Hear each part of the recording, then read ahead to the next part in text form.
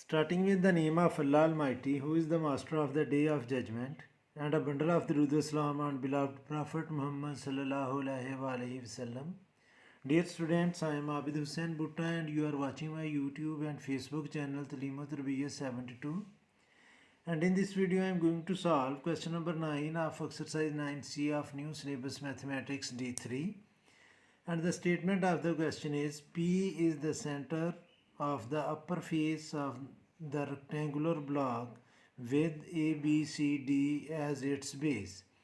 Students हमारे पास एक rectangular block है जिसकी बेस ए बी सी और डी ये बैक साइड पर है और पी इसका सेंटर पॉइंट है, यानी कि अगर हम इन दोनों डायगोनल्स को ऊपर से ज्वाइन करें तो जहाँ पर ये दोनों डायगोनल इंटरसेक्ट कर रहे हैं उस पॉइंट को हम कहेंगे सेंटर ऑफ द ब्लॉक और ये अपर साइड पर है। अगर मैं यहाँ से इसका परपेंडिकुलर नीचे ड्रॉप करूँगा तो वो ए सी के ऊपर बिल्कुल परपेंडिकुलर होगा और हमने इसमें फाइंड करना है एंगल पी ए सी और angle P B C. P A C यानी कि पी ए यहाँ से पी टॉप से अगर मैं नीचे इसको ड्रा लेकर जाऊँगा लाइन ड्रा करूँगा और ए को जब हम सी से ज्वाइन करेंगे तो ये जो एंगल होगा ये एंगल पी ए सी होगा, इसकी वैल्यू फाइंड करनी है। और एंगल पी ए बी यानी कि पी जो ऊपर है और इसको नीचे यहाँ तक लेकर आया जाएगा तो पी ए बी ये एंगल हमने फाइंड करना है। फिगर में ड्रा कर चुका हूँ ताकि मैं आसानी के साथ आपको एक्सप्लेन कर सकूँ। अब स्टूडेंट्स जो चीज़ हमने फाइंड करनी है पी ए सी, मैं ए और सी को ज्वाइन करूँगा, यानी कि ए और सी को अगर मैं ज्वाइन करूँ तो ये आपको क्लियर होगा कि ये कौन सा एंगल बनेगा पी ए सी। ये पॉइंट ए है, ये पॉइंट सी है, इसको मैं डिफरेंट इंक से ज्वाइन करने लगा हूँ ताकि आपको ये ज़्यादा प्रोमिनेंट हो। ये एंगल है स्टूडेंट्स और P को जब मैं A से ज्वाइन करूँगा तो ये हमारी कुछ फिगर बनेगी इस तरह की। P को मैंने अभी A से भी ज्वाइन कर लिया तो ये जो एंगल है ये है एंगल PAC जो हमने फाइंड करना है। एक एंगल ये हमने फाइंड करना है और एक एंगल हमने फाइंड करना है PAB। दूसरा जो एंगल फाइंड करना है वो हमने ये वाला एंगल फाइंड करना है। तो इसके लिए मैं आपके सामने फिगर्स और भी ड्रा करूँगा ताकि आप ज़्यादा क्लैरिटी के साथ इसको समझ सकें। यहाँ पर एक चीज़ और आपको बताता चलूँ स्टूडेंट्स, इसका नाम मैं रख लेता हूँ ए डैश, ये जो ऊपर वाला कॉर्नर है ए डैश। और अगर मैं P से परपेंडिकुलर ड्रॉप करूँ ए सी पर, P से अगर हम परपेंडिकुलर ड्रॉप करें ए सी पर, ये मैं इस पे के ऊपर परपेंडिकुलर ड्रॉप करने लगा हूँ तो इसका नेम मैं रखूँगा, ये जो पॉइंट है इसका नेम मैं रखूँगा P डैश, यानी कि ये जो वैल्यू है P और P डैश की ये भी 5 सेंटीमीटर होगी क्योंकि A और A डैश की हाइट जो है वो 5 सेंटीमीटर है। तो P और P डैश की ये जो हाइट है ये भी 5 सेंटीमीटर होगी। अब स्टूडेंट्स और ये इसका राइट एंगल होगा क्योंकि हमने ऊपर से परपेंडिकुलर नीचे ड्रा किया है। अगर मैं angle P A P dash find कर लूँ जो कि बड़ा आसान है क्योंकि ये ए सी जो है ये डायगोनल है और मैं 12 और 16 को यूज़ करूँगा तो ए सी की वैल्यू आ जाएगी 20।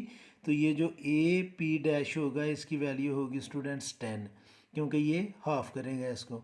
तो tan थीटा यूज़ करते हुए परपेंडिकुलर ओवर बेस, परपेंडिकुलर है 5 और बेस है 10, तो हम ये एंगल फाइंड कर लेंगे। और जब हमने angle P A B find करना है तो स्टूडेंट्स जितनी लेंथ पी ए की होगी उतनी लेंथ पी बी की होगी और हम ये लेंथ भी फाइंड कर लेंगे। और फिर हमारे पास पी ए और पी बी ये दोनों इक्वल होंगे और ए बी हमारे पास है तो हम कॉस रूल अप्लाई करते हुए हम आसानी के साथ इसको फाइंड कर लेंगे। तो सबसे पहले हमने लेंथ फाइंड करनी है इसकी ए सी की। तो ए सी के लिए जो मैं फिगर आपके सामने ड्रा करने लगा हूँ स्टूडेंट्स, मैं एक ट्रायंगल ड्रा करूँगा। ये ट्रायंगल इस तरफ को है, ये है ए बी और यहाँ पर मैं इसका ये सी ड्रा करूँगा। ये ए बी सी ये राइट एंगल है क्योंकि ये रेक्टेंगुलर बॉक्स था और हमने ए सी की वैल्यू फाइंड करनी है।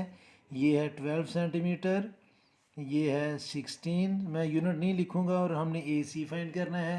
तो इसके लिए स्टूडेंट्स हम पाइथागोरस थ्योरम अप्लाई करेंगे, यानी कि ये आ जाएगा A C square A C square ये इक्वल होगा A B square plus B C square. A C हमने फाइंड करना है तो ए सी आ जाएगा, ए बी की वैल्यू है 12 स्क्वायर प्लस ए सी की वैल्यू है 16 स्क्वायर, और मैं इसका अंडर रूट लूँगा। और जब हम इनका दोनों का स्क्वायर लेकर प्लस करके अंडर रूट लेंगे तो ये स्टूडेंट्स आपके सामने मैं ये करने लगा हूँ। ये कैलकुलेटर भी आपके सामने मैंने रखा, ये है जी 12 स्क्वायर प्लस 16 स्क्वायर। ये कैलकुलेटर थोड़ा प्रॉब्लम कर रहा है। 12 square plus 16 square, what happens, 12 square plus 12 square plus 16 square, तो ये आ गया है स्टूडेंट्स 400। और जब मैं अंडर रूट आंसर करूँगा तो इसकी वैल्यू आ जाएगी 20।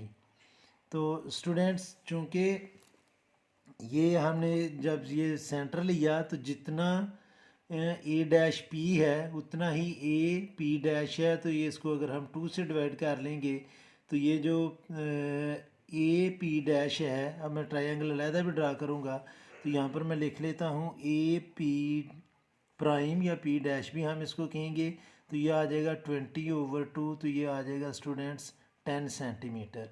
अब हमने ये एंगल फाइंड करना है, तो इसके लिए आपने नोट करना है कि मैं ट्रायंगल इधर बनाने लगा हूँ। ये स्टूडेंट्स इस तरह की ट्रायंगल बनेगी, ये हमारा राइट एंगल है, और ये एंगल हमने सी जो है ये ए फाइंड करना है। ये ए है, ये पी है, और ये पी प्राइम है। ये 5 सेंटीमीटर है, ये 10 सेंटीमीटर है। तो अगर मैं 10 प्रॉपर्टी यूज़ करूं तो यहाँ पर हम लिखेंगे जी in triangle P A P dash tan theta मैं यूज़ करूँगा। tan theta is equal to perpendicular over base, theta हमने फाइंड करना है, तो थीटा आ जाएगा tan इनवर्स इनटू परपेंडिकुलर है 5, बेस है 10, तो ये इसकी वैल्यू आ जाएगी स्टूडेंट्स। कैलकुलेटर से हम शिफ्ट tan लिखेंगे, shift tan into 5 divided by 10, ABC वाली कमांड भी यूज़ कर सकते हैं हम, और इसकी वैल्यू आ गई है स्टूडेंट्स 26.6। तो जो पहला पार्ट हमने फाइंड करना था एंगल PAC, वो हमने फाइंड कर लिया। P प्राइम या PAC जो है ये सेम एंगल है, तो इधर अब नीचे मैं लिख लूँगा एंगल PAC ये इक्वल है स्टूडेंट्स किस डिग्री के, ये इक्वल है जी 26.6 डिग्री के।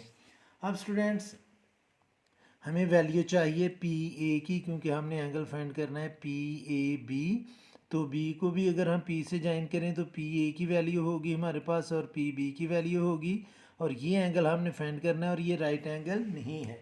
तो इसी ट्रायंगल से यानी कि ये जो PA प्राइम है इसको यूज़ करते हुए हम PA की वैल्यू फाइंड कर लेते हैं। तो PA की वैल्यू फाइंड करने के लिए हम इधर लिखेंगे स्टूडेंट्स PA स्क्वायर,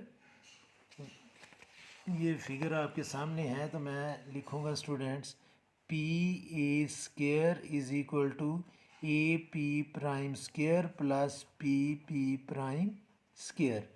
तो ये PA की वैल्यू आ जाएगी स्टूडेंट्स हमारे पास, AP प्राइम है 10 square plus 5 square under root. जब हम इसका अंडर रूट लेंगे students 10 square plus 5 square is equal to 125 आया, और मैं जब इसका लूँगा आंसर अंडर रूट तो ये आ जाएगा स्टूडेंट्स 11.18 सेंटीमीटर लेंथ आ गई है PA की, यानी कि PA ये जो लेंथ है हमारी ये आ गई है 11.18। तो मैं इसको स्टूडेंट्स लिख भी लेता हूँ 11.18। और अगर हम P को B से भी ज्वाइन करें तो इसकी लेंथ भी जो होगी वो भी 11.18 ही होगी, यानी कि अगर मैं अब इसको इस तरह ज्वाइन करूं ताकि आपको ये बिल्कुल क्लियर नज़र आ जाए, तो ये जो PB है इसकी लेंथ भी सेम होगी। तो मैं इसके लिए दोबारा ट्रायंगल ड्रा करता हूं ताकि आपको कोई कन्फ्यूजन ना रहे। ये ट्रायंगल है students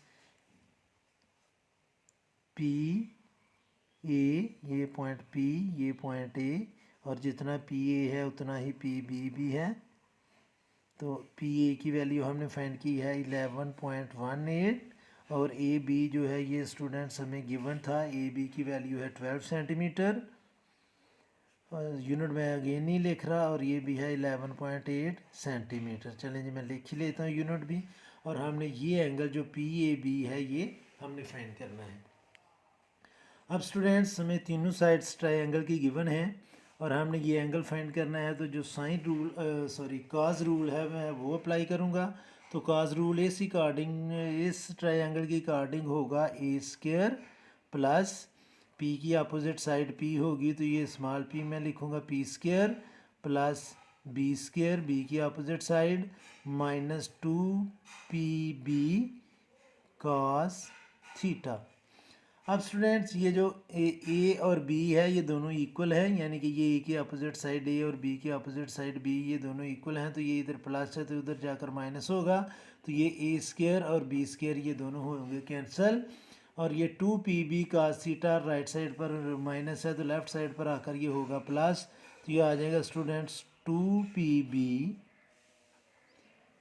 cos theta is equal to P square, और 2pb इधर मल्टीप्लाई कर रहा है, उस साइड पर जाकर ये डिवाइड करेगा। ये मैं स्मॉल p लिखने की कोशिश कर रहा हूँ, तो ये cos थीटा आ जाएगा स्टूडेंट्स हमारे पास पी स्क्वायर, और p ये पॉइंट p है तो इसकी अपोजिट ये 12 है, तो इधर मैं लिख लूँगा 12 स्क्वायर ओवर 2, यानी कि इधर मल्टीप्लाई कर रहा था, इधर आकर मैं इसको डिवाइड करवाने लगा हूँ। 2 और p की जगह मैं लिखूँगा 12, और b की जगह स्टूडेंट्स इसकी अपोजिट साइड जो है 11.18 ये लिखा जाएगा।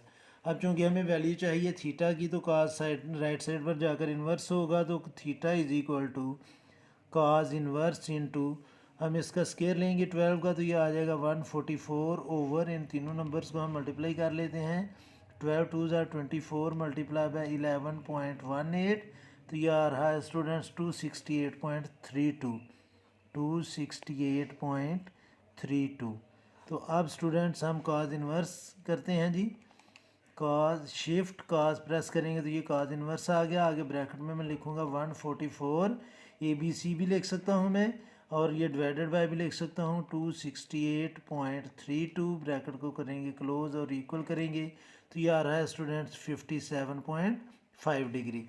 तो यही हमने जब फाइंड करना था 57.5 डिग्री, और ये थीटा असल में कौन सा है, एंगल PAB। तो ये हमने फाइंड कर लिया कि एंगल PAB जो है वो इक्वल है 57.5 डिग्री का। तो ये है students question number 9 exercise 9C का। उम्मीद है कि आपको समझ आई होगी। मैंने कोशिश की थी कि मैं इस रेक्टेंगुलर जो ब्लॉक है उसको डिफरेंट कलर से मेंशन करके आपको डिफरेंट कलर यूज़ करते हुए मैं सारी डायमेंशंस आपको एक्सप्लेन करूं, ताकि आपको किसी किस्म की कन्फ्यूजन ना हो। उम्मीद है कि आपको ये क्वेश्चन की समझ आई होगी। फिर भी अगर आपको कोई मसला हो तो आप कमेंट बॉक्स में ज़रूर मेंशन करें। अगर आपको मेरा चैनल अच्छा लगा है तो मेरे चैनल को सब्सक्राइब करें, वीडियो को लाइक करें और इसको शेयर भी करें, ताकि आपके दोस्त भी इससे मुस्तफ़ीद हो सकें। और आखिर में हमेशा की तरह मैं अल्लाह से दुआ करूँगा कि अल्लाह ताला हमेशा आपको खुश रखे और ज़िंदगी के हर मैदान में कामयाब करे। आमीन। अल्लाह हाफिज़।